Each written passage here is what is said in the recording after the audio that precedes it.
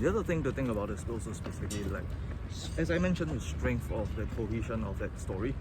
Also make sure that the story is easy to unpack. It's easy, like it's again that balance of how tight you want to pack the story together.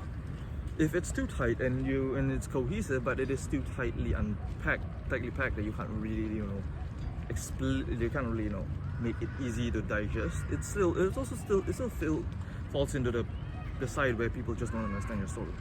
And this is where even if you produce a good story, if they don't understand your story, it is bad as well.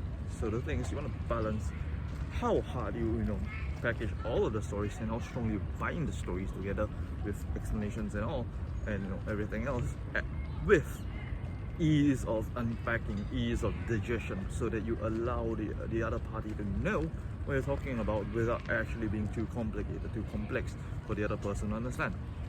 Concise yet cohesive. This is what is important.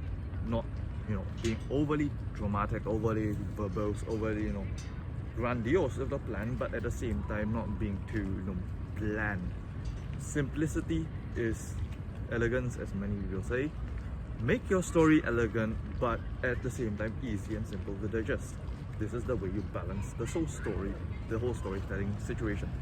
And this is how you actually attract people in. Again, it's a good story, people will listen to. If your story isn't good, nobody will listen to it. And this is what makes, and this is how you become a better person to attract other people. It's again a much better story. A good story attracts people.